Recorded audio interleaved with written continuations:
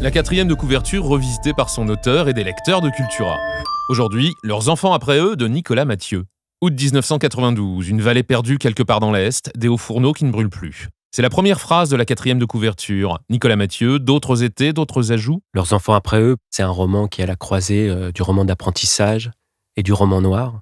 C'est aussi le roman d'une adolescence, le roman d'une époque, les années 90, et puis le roman d'un monde, cette vallée qui se meurt parce que les hauts fourneaux qui la faisaient brûler se sont éteints. Voilà ce qu'en disent les lecteurs de Cultura. À l'ombre des usines qui ferment, il y a des ados qui vibrent, la rage au ventre et au cœur. Les années 90, l'esprit et l'énergie teenage sont rendus avec une incomparable justesse. Je trouvais que les années 90 aussi correspondaient bien à l'idée que je me faisais de l'adolescence, parce que ça a été une époque entre la chute du mur et la chute des tours, de flou, d'hésitation, de latence historique un peu.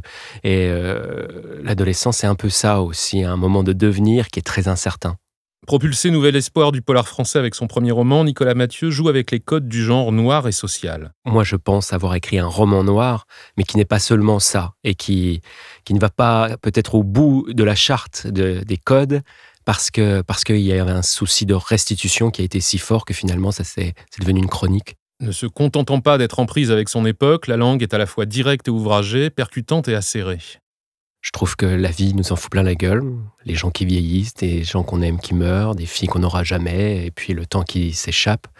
Et l'écriture, elle sert aussi à rendre des coups, à fixer des choses, à mettre des mots qui nous permettent de rendre le réel supportable. Pour citer NTM, c'est 400 pages, mais elles m'ont mis la fièvre pendant des heures. Effectivement, dans le bouquin, une des choses qui le situe très clairement dans les années 90, c'est la bande-son, notamment NTM. Et toutes ces chansons, elles ont une chose en commun, c'est qu'elles témoignent de la rage, du désir et de la mélancolie qui sont propres à l'adolescence.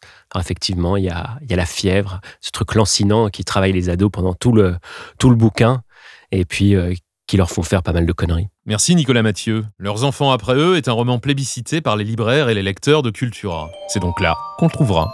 Cultura.